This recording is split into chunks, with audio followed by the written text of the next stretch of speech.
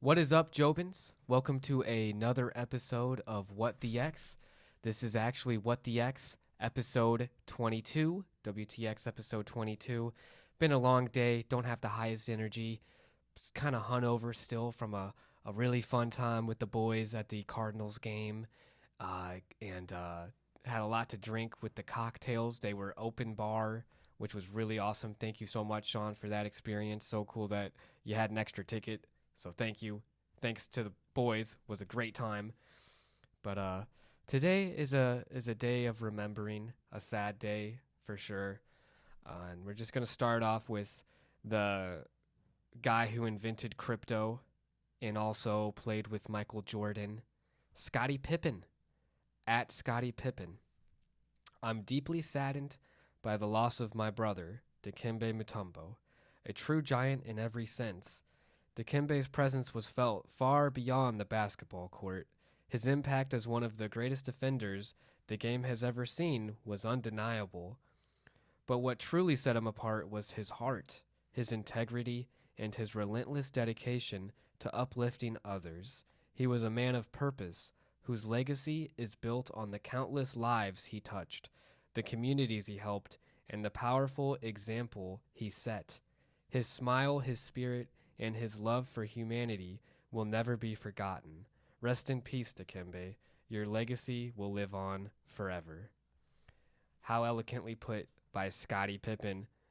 And the world is missing another amazing soul, but he's up in heaven now. And shout out to Dikembe, I should say. No, no, no, best blocker in the game. But yeah, Jobins, it was pretty shocking to hear about that, especially because he's around my parents' age. 1966, he was born in. I wrote it down here. June 25th. He's a June baby too. Shout out to Dikembe. In 1966 in Kinshasa, the Democratic Republic of the Congo. It's quite a feat, coming from NBA, National Basketball, it's American League, and then you got how global it's become, a global ambassador, to be such a good player and coming from the Congo. It's really amazing how he's paved the way for other basketball players out of Africa. Joel Embiid being another big man from Africa who's killed a lot of other players too. And just shout out to Dikembe Mutombo because that's sad. And we're gonna move on to another tweet that's related to the passing of Mutombo. Patrick Bet David, who simply quoted Dikembe, "No, no, no," because that was his signature, his finger wag at the end, which they actually banned the finger wag for a moment because they classified it as taunting, but then they took that away, which was good. But that was his way of showing dominance and saying, you ain't getting past me. And no, no, no, may he rest in peace, as Patrick Bet David put it. And attached to that is the tweet from ESPN, who had said, Basketball Hall of Famer and humanitarian Dikembe Mutombo has died from brain cancer at age 58. And 58, he made it past 50, which is awesome, but it's still too short for anyone. It's sad to see such greatness go so soon due to cancer. I hate cancer with a passion, and I hope one day we can find a cure for all forms of cancer, because it just takes too many people that we care about and love, Jobins. And if you guys have someone that you know and love, or that's passed away from cancer, my prayers go out to you and your family and to them. And yeah, just a moment of silence for Dikembe. Rest in peace. Rest in peace, Dikembe. Just to go over some of his achievements, aside from being 7'2" and being a giant on the court and off the court, he's an 8-time NBA All-Star. He's an NBA Defensive Player of the Year 4 times. And he played in 2 finals. Even though he didn't win, he was still on the squad with Allen Iverson with the 76ers back in 2001. You know how that went with the Lakers. And then he was with the New Jersey Nets in 2003. And if I'm not mistaken, that might also have been the Lakers. So damn you, Kobe and Shaq. But hopefully Dikembe and Kobe are playing court, playing some pickup up in the clouds. So at the end of the day, rest in peace, Dikembe. Shout out to Scotty for such eloquently put words. I really like Scottie Pippen's tweet. And Patrick Bet-David also showing some respect, even though he's in the finance field and podcasting, still showing some love to an athlete such as Dikembe. And we're gonna move on now that we've gotten past the just the sad fact of the day of Dikembe no longer being with us. But we're gonna move to Peter Schiff at Peter Schiff. What is he? He's in the economy world, an economist, right? He knows a lot about money and finance. And he had this to say. He pinned this. So this was back in 2020 when he said this.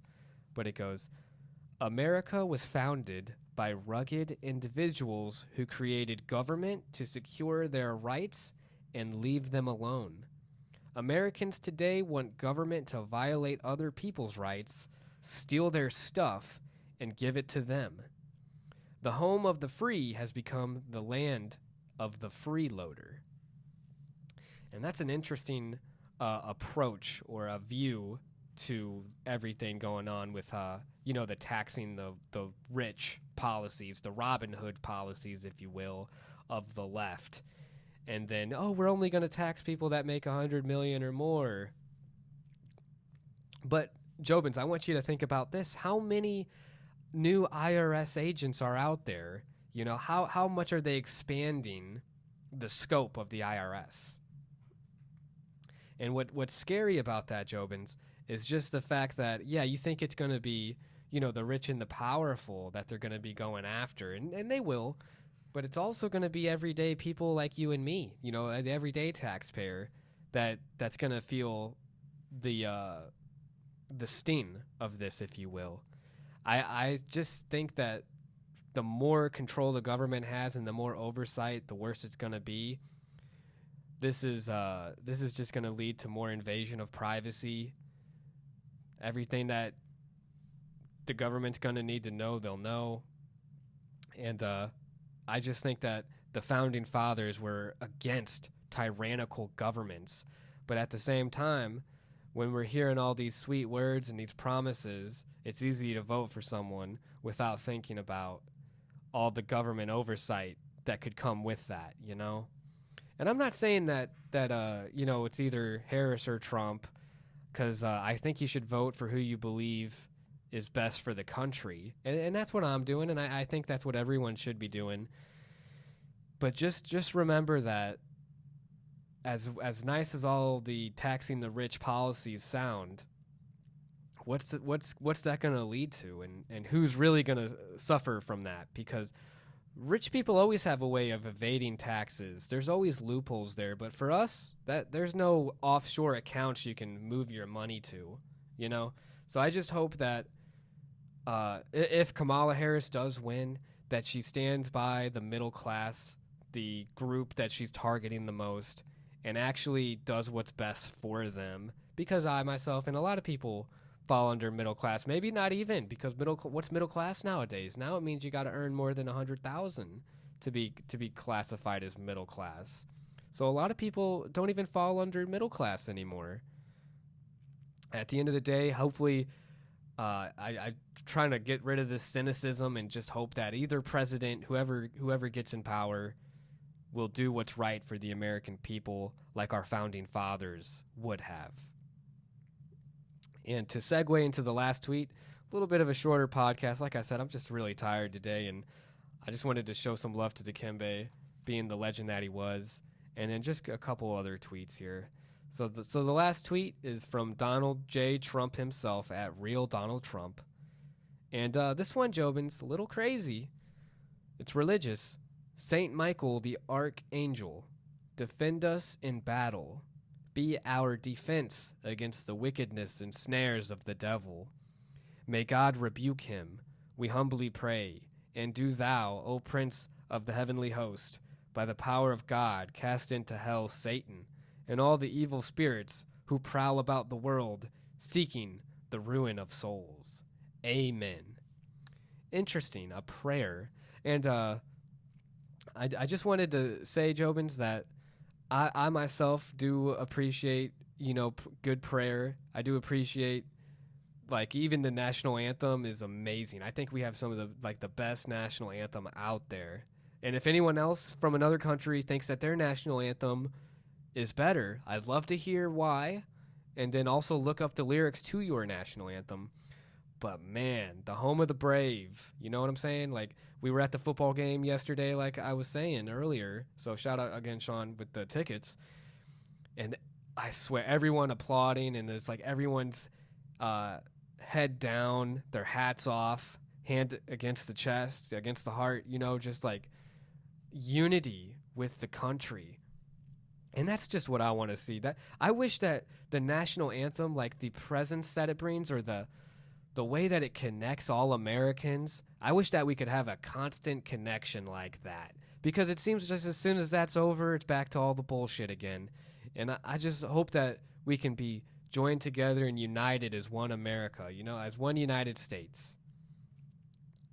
And hopefully Donald J. Trump isn't the Antichrist or Hitler, as a lot of people like to say. Because if I were the Antichrist, and this is just a theory, Jobins, I would throw prayer out there as well, and also be talking about how the devil's bad and stuff, just so you don't look at me as the devil. Again, it's kind of a silly theory, and it could totally not be true, and I hope it's not true, because that'd mean I'm voting for the Antichrist. But also, what if the Antichrist is Harris? At the end of the day, I don't think either candidates are actually the devil. I hope that the ad hominem attacks will stop, and then I hope that whatever administration does win, that their policies are really there for the American people. And I feel like only time can tell, because I would hate for everyone to vote and then like we get voters' remorse or buyer's remorse, as you would say, because we picked the wrong person, or maybe both people were wrong to pick, but neither of them do the job that we need them to do.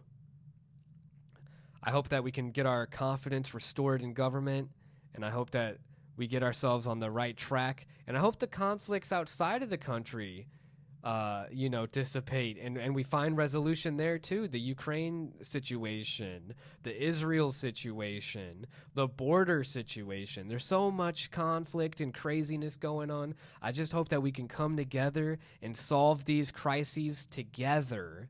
That's my main thing, is just togetherness. And the sooner this election year is over, and the sooner we can stop fighting over who's better for the countries, the happier I'll be. And I just hope that, we see some real changes for the better for our country.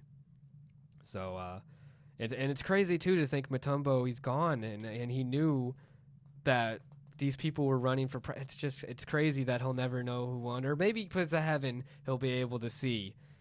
But I just hope that, we get through these tough times. I appreciate all you Jobins who stay and keep watching my What the X videos. I hope I can get another cooking video up soon, cooking with Brendan. But I really do appreciate everybody that tunes in. I made it to 150 subscribers. That's so awesome. Thank you guys for the support. And I'll promise to up the quality of the pods too, and try to be a little more awake and energetic on the podcast, on the What the X. So just again, thank you guys. Rest in peace to Dikembe Mutombo. And hopefully neither president is the Antichrist. And Peter Schiff is talking about everyone turn into freeloaders. Hopefully we can prove him wrong, and we can all come together and make this country great. And not great again, because it's always been great. This country's always been great. We just need to remember that. So let's get in there. Let's do what we got to do. So shout out to everybody. I love y'all. Everybody love everybody. What the X?